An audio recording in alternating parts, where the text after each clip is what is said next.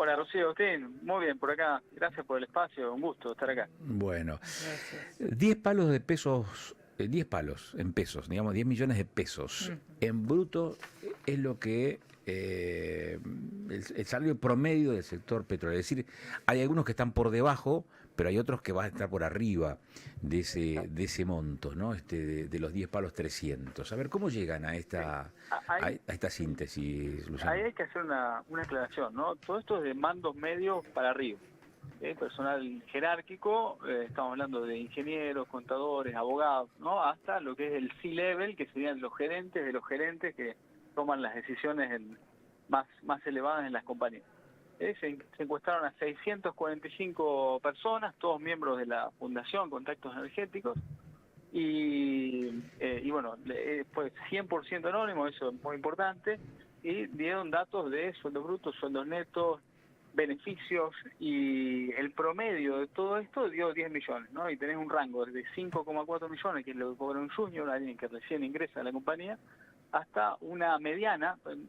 Hay que diferenciar el promedio de mediana, ahora si quieres lo vemos, es una cuestión técnica, pero sería algo muy parecido al promedio, hasta los 18 millones de pesos, ¿no? Los niveles más altos del C-Level. Todo esto es bruto, ¿no? Después hay que descontarle entre un 20 y un 30% por los descuentos propios de la liquidación de sueldo, ¿no? Ajá. Obviamente más alto el sueldo, más descuentos vas a tener mayor impacto en ganancias principalmente, y más bajo el sueldo, el descuento va a ser menor.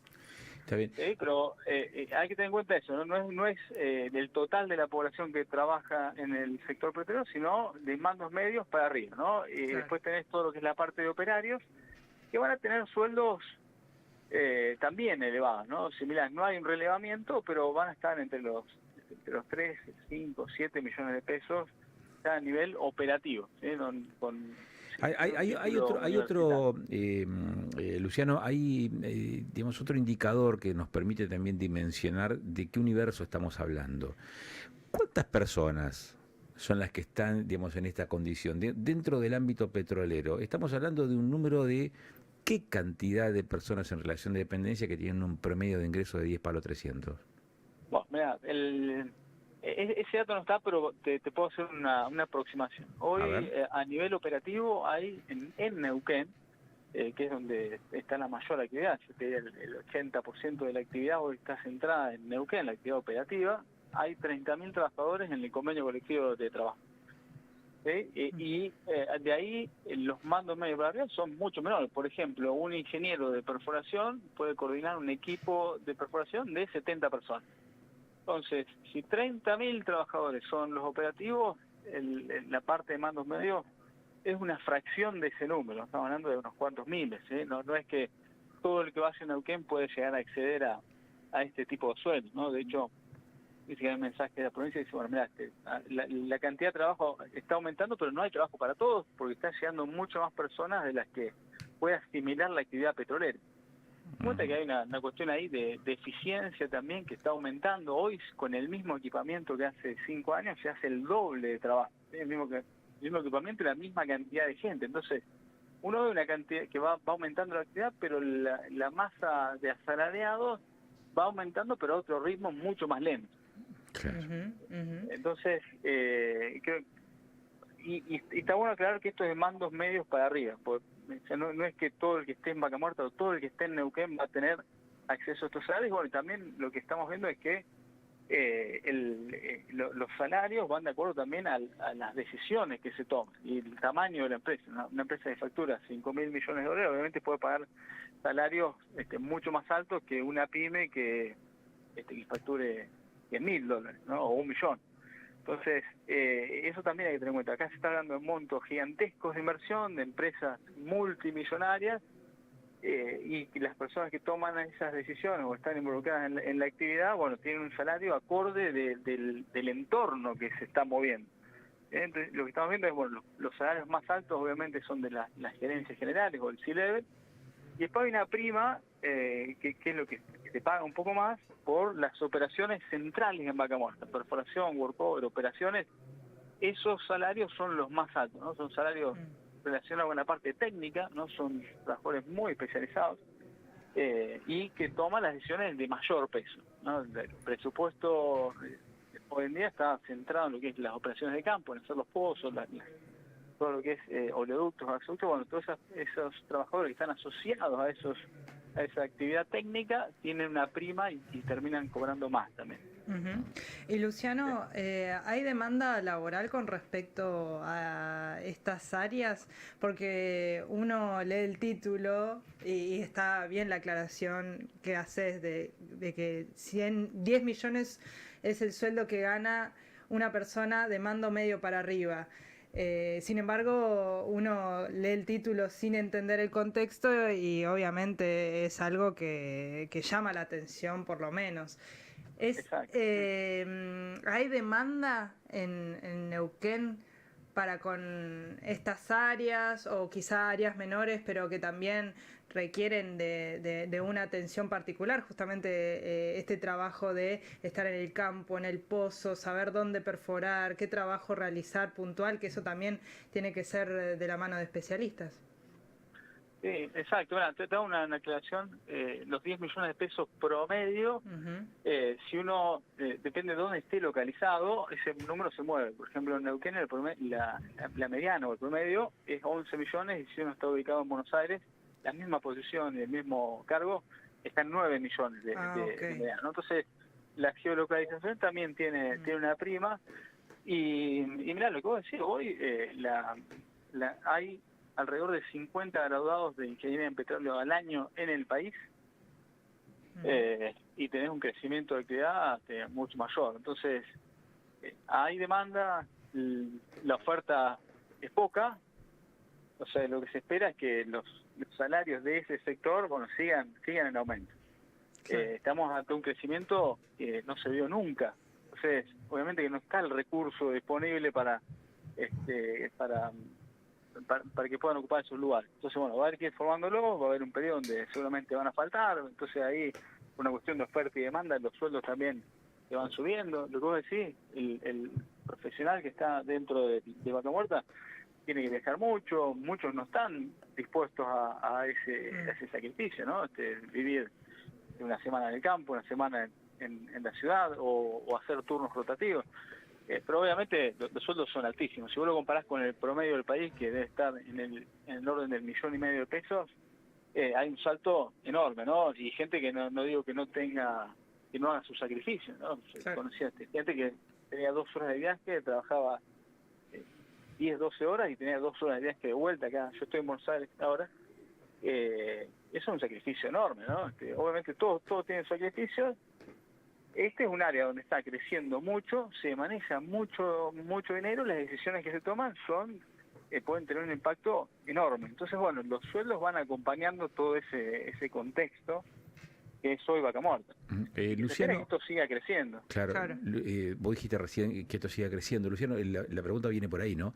¿Esto es un veranito dentro de la actividad hidrocarburífera o es una particularidad que se puede mantener constante en el tiempo? No sé, pregunto esto si se puede hacer alguna comparación con otras áreas petroleras no del país, sino del mundo, que también viven de los hidrocarburos o donde los hidrocarburos tienen una fuerte presencia, digamos, en la economía, tanto local o más allá de las fronteras del propio país, ¿no? ¿Esto cómo se interpreta? ¿Como una particularidad de este momento o puede tener continuidad?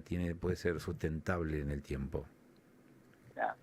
A diferencia de lo que fue la explotación convencional, donde los yacimientos eran mucho más chicos y por ahí la actividad propiamente hecha era también menor. Uno hacía un pozo, producía una cantidad enorme de petróleo, pero ese pozo quedaba produciendo y no había que seguir trabajando alrededor, haciendo más pozos para darle continuidad. Y también, bueno, vimos el impacto de ese tipo de yacimientos. Por ejemplo, uno va al norte, donde se han desarrollado ciudades alrededor de los yacimientos petroleros, donde se termina la extracción de petróleo, se termina el petróleo que está en el subsuelo, esas ciudades mueren con ese proyecto.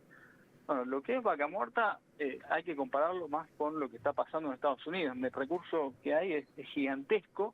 Hoy Vaca Muerta está explotado en una fracción de todo su potencial. Estamos hablando de menos del 10% en petróleo y en gas aún mucho menor. Entonces, si todos los proyectos de LNG que están en marcha se materializan y además se le van a ir sumando seguramente, la actividad en gas es casi yo te diría infinita, ¿no? Pero tenés para 20 o 30 años de sacar gas y poder exportarlo o comercializarlo, sumado a lo que es el petróleo. Entonces, y este tipo de actividad, por el tipo de recurso, la actividad tiene que ser constante. Uno no puede parar. En el momento en que se para la actividad, se para hacer pozos, se para de perforar, la producción cae y cae muy fuertemente. Entonces, este tipo de desarrollo no convencional es más parecido a una fábrica que a lo que conocemos como exploración petrolera, donde se hacía un pozo y ya con eso uno se salvaba, ¿no? Esto, acá hay que afinar mucho los costos, la actividad no puede parar, es más parecido a lo que es la industria automotriz,